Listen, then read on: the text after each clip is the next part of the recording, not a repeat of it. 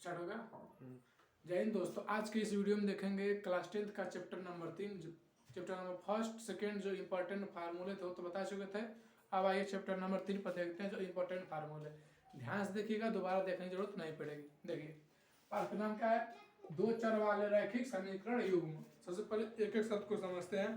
दिया कि दो चर वाले, सबसे पहले आपको चर राशि क्या होती है और चर राशि क्या होती है बता चुके थे कि वे राशियां जिनका मान बदलता रहता है चर राशियां, था वे राशियां जिनका मान कभी नहीं बदलता होता है अचर राशियां। तो दो मतलब दो चर राशि रहेगी जिसका मान हमेशा बदलता रहेगा। तो X Y A B E F दो राशियां रहेंगी। इस पूरे इस चैप्टर में जो भी सवाल होगा दो चर का, उसमें दो राशियां ही रहेंगी। रैखिक किसे कहते हैं, जिसमें अधिकतम घातक संख्या एक हो उसे कहते हैं रैखिक।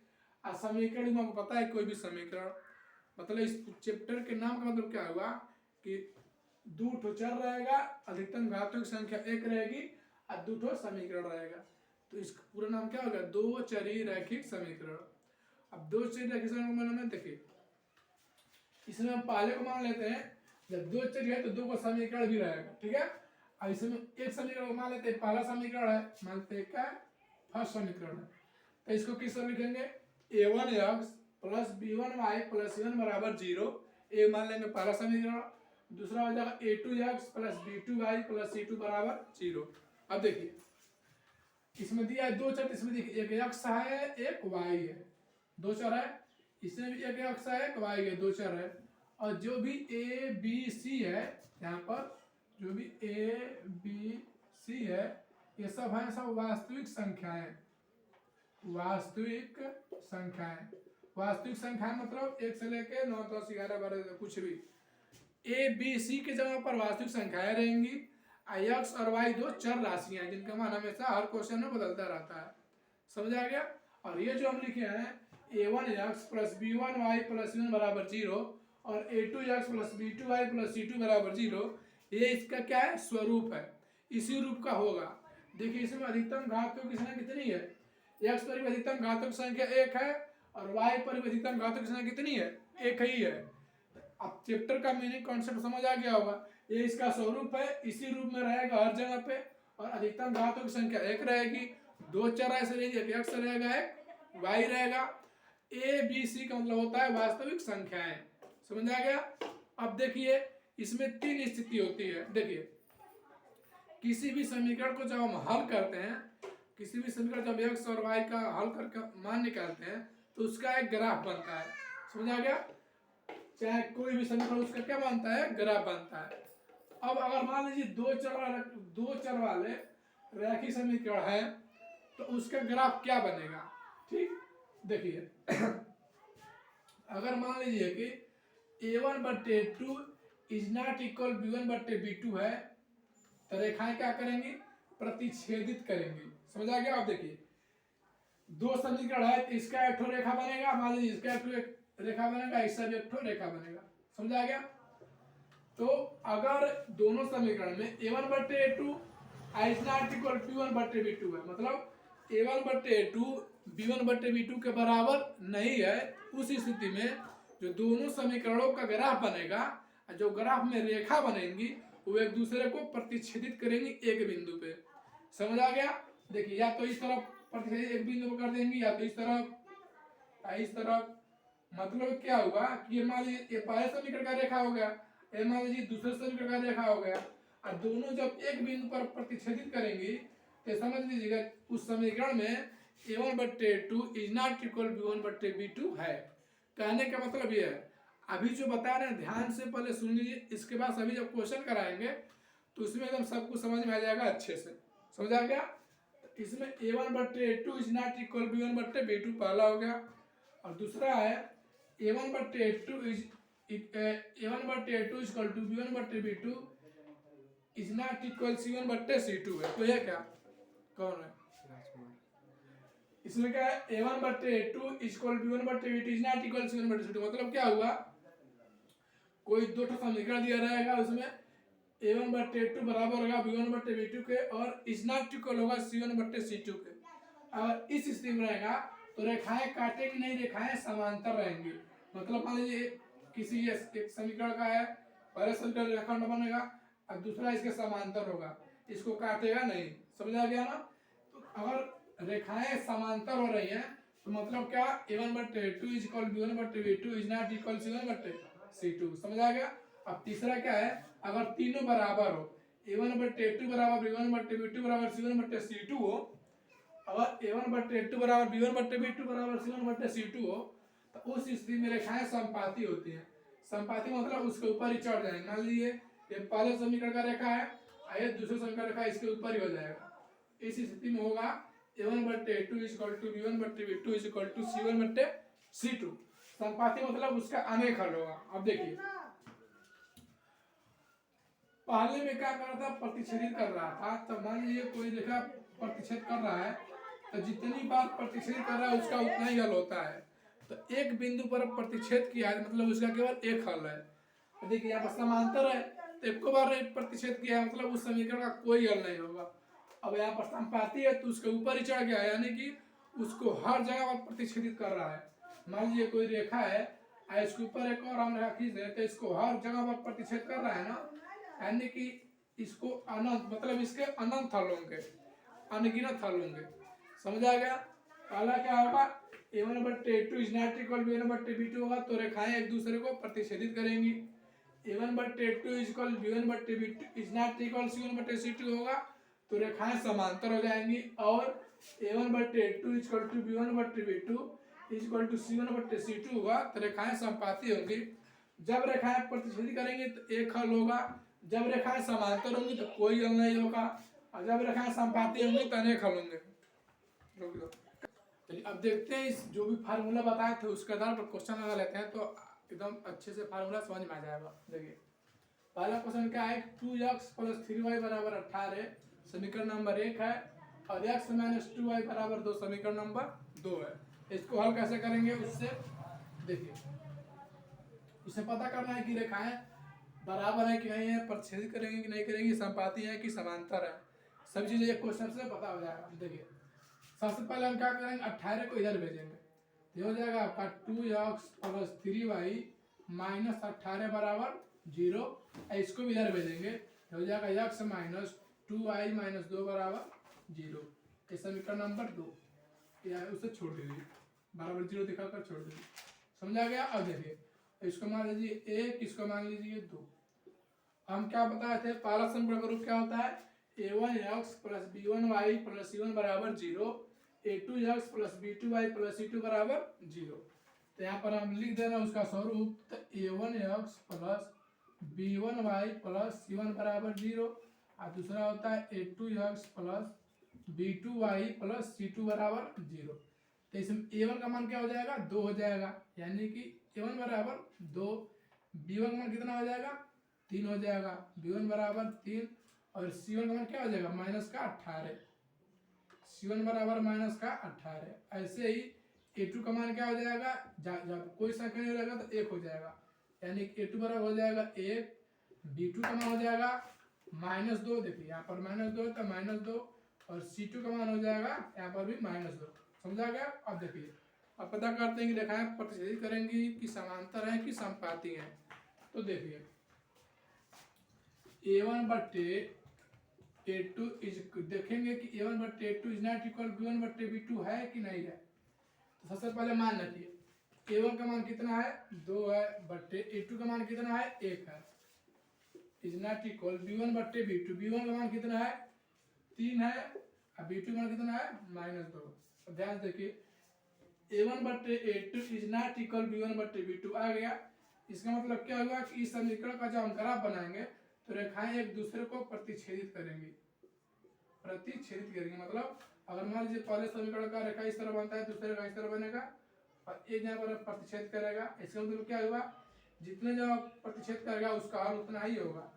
एक जगह प्रतिच्छेद किया तो एक हल, अगर मान लीजिए समांतर हो जाता तो उसका कोई हल नहीं होता, और मान लीजिए रेखा उसी रेखा पर चढ़ जाती तो उसका अनेक हल हो जाता। समझा गया? अब बढ़ते हैं अगले क्वेश्चन पे। रोको देखिए, अब उस जितना वो फार्मूला बताया था उसके आधार पर क्वेश्चन लगाइएगा। अब जो इस चैप्टर में जो बचता है, दो हेडिंग, प्रतिस्थापन विधि और विलोपन विधि। मतलब प्रतिस्थापन विधि से रेखीय समीकरण को हल करना, और विलोपन विधि से। तो एक एक को बारी बारी समझते हैं। सबसे पहले समझेंगे प्रतिस्थापन विधि क्या होगा। प्रतिस्थापन मतलब होता है कि उसको x या y के मान को विस्थापित करके x और y का मान निकालना। ठीक, कैसे निकालेंगे देखिए, जैसे मान लीजिए कोई समीकरण लेते हैं x माइनस 2y बराबर 4, समीकरण नंबर 1 है, और एक ले लेते हैं x प्लस वाई बराबर 2, ये समीकरण नंबर 2 है। इसमें कह दिया कि x और y का मान निकालिए, तो कैसे निकालेंगे? तो प्रतिस्थापन मतलब क्या होता है, देखिए लगाएं कैसे इसको। सबसे पहले समीकरण लिख लेंगे x माइनस 2y बराबर 4, सबसे पहले x का मान निकाल लेंगे, तब माइनस 2y उधर बदलेंगे तो हो जाएगा प्लस 2y, x क्या हो जाएगा देखिए 4 प्लस 2y हो गया। किसी भी समीकरण से एक x का मान निकाल लीजिए, और जो x का मान निकाले दूसरे समीकरण में रख दीजिए। मान लीजिए समीकरण नंबर 3 है, x का मान क्या निकला 4 प्लस 2y, तो इस समीकरण में x का मान रख दीजिए, नहीं जिसमें से निकालें उसी में रख दें, जिसमें से निकालें उसको छोड़ के दूसरे वाले में रखना है। तो x का मान यहाँ पर 4 प्लस 2y है, तो यहाँ पर हम लिखेंगे 4 plus 2y, 4 plus 2y minus 2y बराबर 4। अब देखिए प्लस 2y से माइनस 2y कट जाएगा, 4 बराबर 4। अब देखिए जब इस तरह कोई क्वेश्चन आ जाए तो समझ जाइए कि इस क्वेश्चन का असंगत होगा, कोई हल नहीं होगा, असंगत होगा, यहाँ पर कोई हल नहीं होगा। जब पूरी घात कट जाए तो उसी स्थिति में उसका कोई हल नहीं होता है। मान लीजिए कोई अगर दूसरा क्वेश्चन ले लेते हैं, जैसे भी ले लेते हैं 2x प्लस वाई बराबर 3 और x प्लस वाई बराबर 2। ठीक, इस स्थिति हमें x और y का मान निकालना है, तो कैसे निकालेंगे देखिए, x प्लस वाई बराबर 2 दिया है, इसमें से x का मान निकाल लीजिए। x बराबर क्या हो जाएगा 2, अब प्लस हो जाएगा तो माइनस वाई, 2 माइनस वाई। अब इस समीकरण निकालिए, अब x का मान इस समीकरण में रख दीजिए, तो 2 x का मान कितना आया है 2 माइनस वाई, यहाँ पर 2 माइनस वाई, अब प्लस वाई बराबर 3। अब गुणा करिए 2 दूना 4 माइनस 2 गुणा 2y प्लस वाई बराबर 3। अब 4 को उधर भेजेंगे तो माइनस होना जाएगा, तो हो जाएगा, आप देखिए यहाँ पर माइनस 2y है प्लस 2y, तो घट जाएगा, तो यहाँ पर हो जाएगा माइनस वाई बराबर 3 और माइनस 4, यानी कि माइनस वाई बराबर क्या आ जाएगा माइनस का 1, माइनस से माइनस कट जाएगा, तो y का मान क्या आ जाएगा 1 आ जाएगा। और y का मान जब 1 आ गया तो y का मान किसी भी समीकरण रख दीजिए, x का मान निकल जाएगा। तो y का मान रख देते समीकरण नंबर 2 में, तो यानी दिया क्या x प्लस वाई बराबर 2, और y का मान कितना आया 1, यानी x प्लस 1 बराबर 2, तो x का मान कितना आ जाएगा 2 माइनस 1, प्लस 1 उधर देंगे तो माइनस लगा जाएगा, यानी x बराबर कितना आ जाएगा 1 आ जाएगा। इस तरह से x और y का मान निकल जाएगा। इसमें करना क्या है कि किसी भी एक समीकरण से x या y के मान को निकाल करके दूसरे समीकरण में रख देना, x और y का मान निकल जाएगा, समझाएगा। अब बढ़ते हैं अगला विधि, विलोपन विधि पे। अब देखिए अब समझते हैं विलोपन विधि से। विलोपन विधि से किसी समीकरण को हल कैसे करेंगे। विलोपन मतलब होता है उसको गुणा करके हल करना, मतलब गुणा करके या तो x का घात x का गुणांक बराबर करिए तो y के गुणांक बराबर करिए। इसमें दोनों में से किसी एक का गुणांक बराबर कर देंगे तो एक कट जाएगा, एक बच जाएगा, तो x और y का मान निकल जाएगा। कैसे करेंगे जैसे देख लीजिए, दिया है 4x प्लस 2y बराबर 10 और 2x प्लस 5y बराबर 4। तो इसमें से हम x या तो x का बराबर करें तो y का, दोनों का नहीं, एक दोनों में से किसी एक का। हम कर लेते हैं इसमें से x का, तो यहाँ पर 2x है और 2x का 4x से बराबर बनाना है, इसमें कितने गुणा करना पड़ेगा 2 का। जब 2 का गुणा करेंगे तो यह भी हो जाएगा 4x, 4x से 4x कट जाएगा। और जब 2 से गुणा करेंगे तो इसके सभी पदों में 2 से गुणा करेंगे, नहीं केवल एक में करके छोड़ना है। जो सबसे पहले दिया ऊपर और लिख लीजिए, तो हो जाएगा 4x प्लस 2y बराबर 10। अब 2 से गुणा करें 2 दूना 4x, और 2 के गुणा 5 में तो हो जाएगा 2 5 10y, और 2 चौको 8 बराबर 8। अब देखिए अब यहाँ पर लिख दिए समीकरण 1 में समीकरण 2 को घटाने पर जब घटाएंगे तो चिन्ह बदल जाएगा, तो जो प्लस होगा वो माइनस हो जाएगा, जो माइनस होगा प्लस हो जाएगा, प्लस माइनस। ठीक, अब देखिए प्लस 4x से माइनस 4x कट जाएगा। अब देखिए 2y में से 10y हटाएंगे तो बचेगा आपका माइनस का 8y, माइनस वाला बड़ा इसलिए माइनस का चिन्ह लग जाएगा। अब 10 में से 8 कितना बचेगा 2 बचेगा, तो y बराबर क्या हो जाएगा 2/8, या माइनस का चिन्ह लगा दीजिए, गुणा है तो भाग में चला जाएगा, हो जाएगा 2 चौको 8, यानी कि y का मान कितना आ गया माइनस का 1/4। और y का मान माइनस 1/4 आ गया, तो y का मान किसी भी समीकरण में रखकर निकाल लीजिए तो आ जाएगा आपका x का मान। तो y का मान 1/4 किसी भी समीकरण में रख लीजिए। जैसे हमारे समीकरण दिया है 2x + 5y = 4, यहाँ पर 2x + 5 गुणे 1/4 माइनस का यहाँ पर रख लीजिए, बराबर हो जाएगा 4। तो 2x बराबर क्या हो जाएगा -5/4 बराबर 4। अब जब 2x बराबर क्या हो जाएगा -5 को उधर भेजेंगे तो हो जाएगा +5/4, यानी कि 4 + 5/4। तो 2x बराबर हो जाएगा 4 × 4 = 16, 5 = 21 हो जाएगा आपका 4 × 4 = 16, 16 × 5 = 21, 21/4। अब देखिए यहाँ पर किसमें है गुणा हो जाएगा तो भाग में हो जाएगा। x का जब मान निकालेंगे 21/4 हो जाएगा गुणे में, हो जाएगा आपका x का मान आ जाएगा 21/8।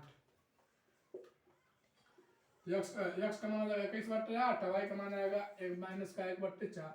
अगर मान लीजिए आपको उत्तर की जांच करना है कि सही है कि नहीं है, तो उत्तर की जांच कैसे करेंगे, x और y का मान किसी भी समीकरण रख दीजिए और दोनों पक्षों में बराबर आ गया तो समझ लो बराबर सही है, नहीं आया तो नहीं सही है। कैसे करेंगे देखिए, अब इसको मिटा देते हैं हम।